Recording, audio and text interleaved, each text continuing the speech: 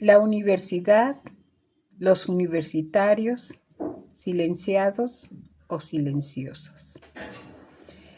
Hace unos días, casi un mes, nos enteramos a nivel nacional, un gran escándalo, por el examen de admisión de la Universidad Autónoma de México. El gran escándalo porque se trata de la universidad emblema de nuestro país. Un examen que fue cuestionado porque varios estudiantes, al parecer, usaron la inteligencia artificial y eso les permitió tener puntuaciones que nunca antes se habían obtenido en la mayoría de los exámenes de admisión del país. La UNAM es una de las universidades más grandes del mundo, es la más grande de América Latina y muchísima gente quiere entrar a esa universidad, muchas veces más por el prestigio, por la fama, que porque realmente tengan intereses o vayan a concluir sus estudios. Y esto es algo bien importante. Yo quiero tocar el tema no del examen, porque el examen, este tipo de exámenes que se hizo ahora a través de la inteligencia, o sea, que sea por línea y no por examen directo, lejos de ofrecer un mejor servicio, es mucho más caro, es muchísimo más caro, ¿sí? Simplemente hagan la cuenta de que se le pagó a la empresa 41 millones al parecer, nada más por la aplicación. Vaya usted a saber si algo más se iba a hacer, pero por esos 41 millones yo creo que hubieran podido perfectamente darle un porcentaje a cada estudiante o a cada estado y que cada estado hiciera el examen de admisión en su propio estado, aunque después llegaran a México, ¿no? A veces no tenemos esa conciencia, no sé qué pasa, pero aquí lo que me interesa es el silencio de los universitarios, el silencio de la comunidad universitaria ante todos estos hechos, que es clarísimo, va más allá del puro interés académico y de excelencia y más bien es un negocio. Yo soy maestra universitaria, soy jubilada de la Universidad Autónoma de Puebla, he trabajado en otras universidades privadas y públicas y déjenme decirle que qué mejor que un profesor para hacerle el examen a los alumnos y no una empresa que normalmente a veces ni siquiera conoce el tipo de educación que tiene ese país. Muchas veces esos modelos de exámenes, como fue en el caso de la Universidad Autónoma de Puebla que me tocó, ni siquiera se hacen en México, ¿sí? Entonces, bueno, aquí la pregunta es, ¿por qué los universitarios callan? ¿Por qué los universitarios callan? No solamente de este tipo de exámenes, no solamente de este tipo de negocios, sino de todos los negocios que hay en la universidad, en las universidades públicas principalmente, que son las que me interesan porque finalmente es dinero público, pero también las privadas, porque no sé ahora, pero hasta hace muy poco, las universidades privadas también reciben subsidio público o recibían subsidio público. ¿Sí? Entonces creo que todos los universitarios, y no más allá de los universitarios, todos los mexicanos tendremos que tener el derecho de saber cómo se gasta ese presupuesto.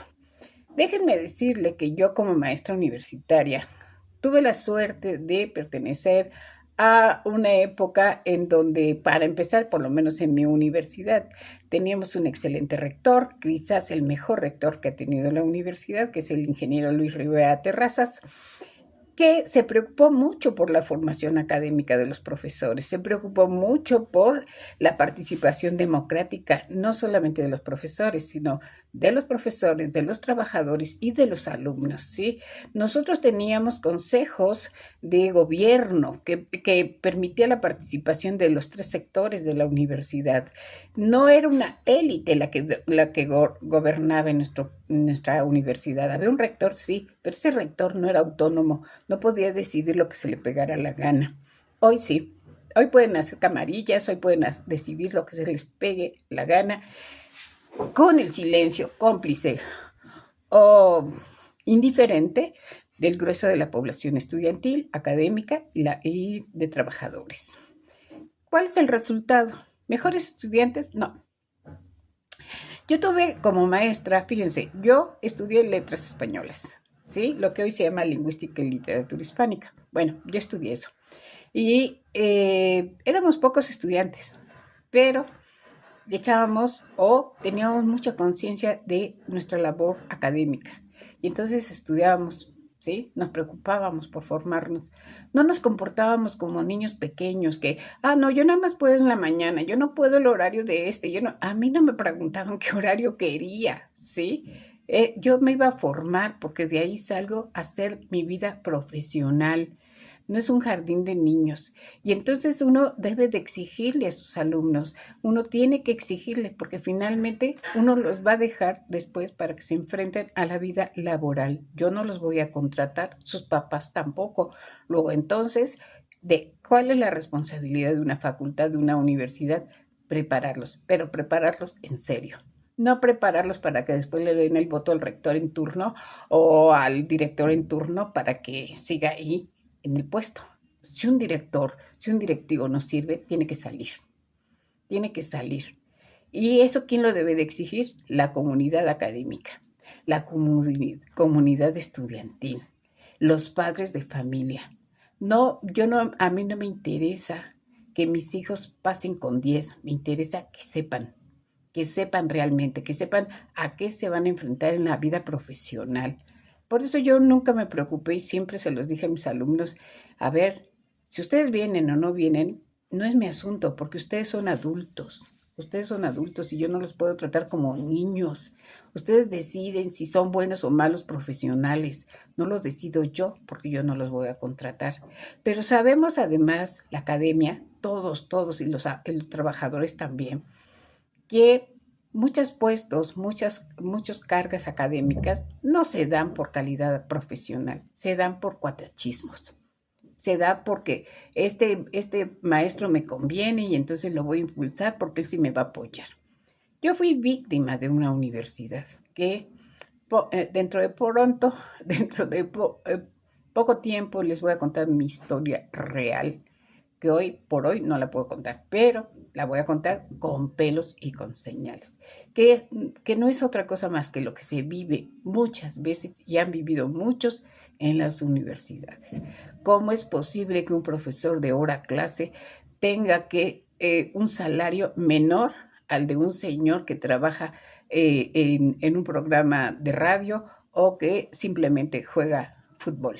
¿No? ¿Cómo es posible que un profesor de hora clase de ahí se tenga que ir corriendo a hacer otro curso, a otra escuela y así los famosos maestros taxi, que bueno, hoy por hoy no creo que sean maestros taxi porque ni para el taxi les alcanza, ¿no? Entonces, yo creo, ¿por qué ese silencio de los universitarios? Me da pena y me da vergüenza ajena, porque nos sentimos pomposamente la clase intelectual de cada país. Creemos que somos algo así como la burguesía o la nobleza, ¿no? Los nobles de este país que nos tienen que decir por título, ¿verdad? Nos tienen que decir doctor, nos tienen que decir maestro, nos tienen que decir, profesor, lo más, ¿sí? Pero que estamos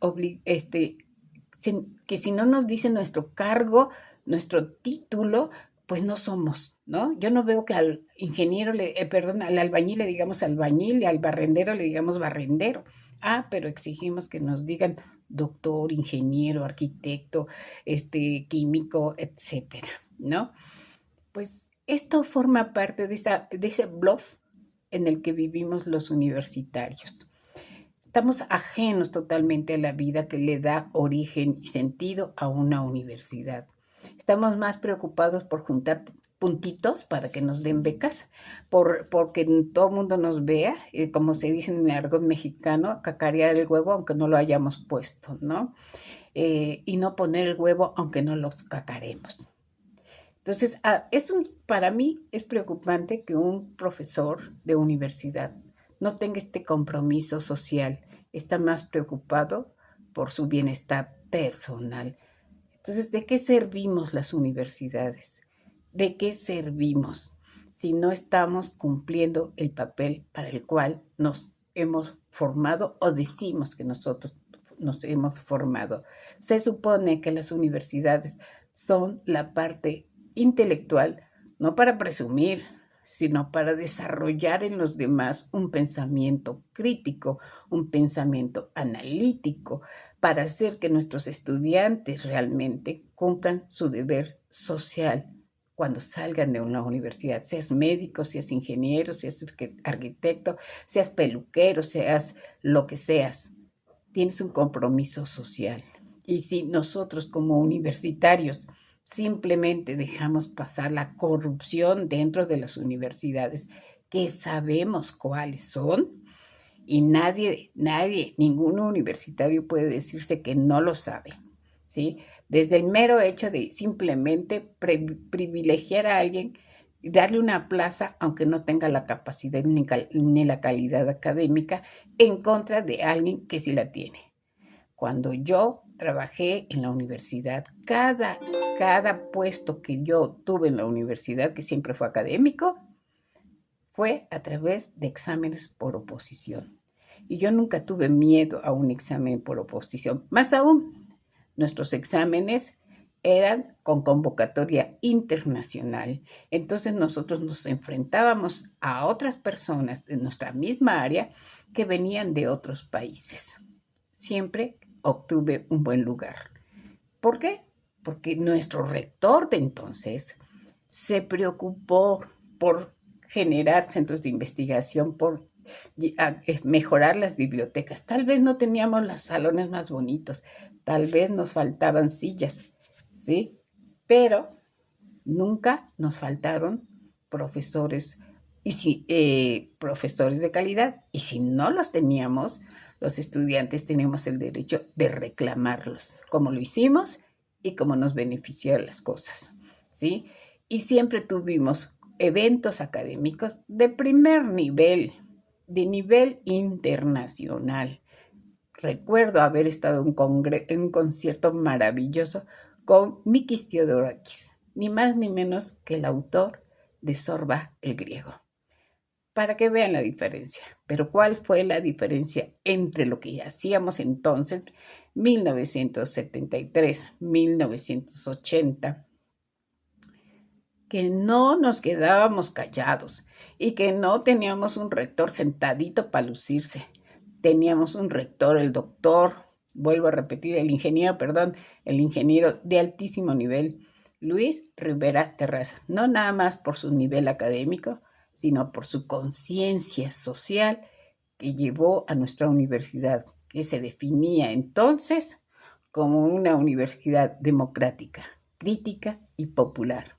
Hoy, ninguna universidad pública le gusta llamarse crítica y mucho menos popular. ¿Por qué? Porque tiene gobiernos neoliberales que han dado al traste a la mayoría de países. Buenas tardes, buenas noches, buenos días. Yo soy Elizabeth Alcalá, maestra en Ciencias del Lenguaje. Gracias.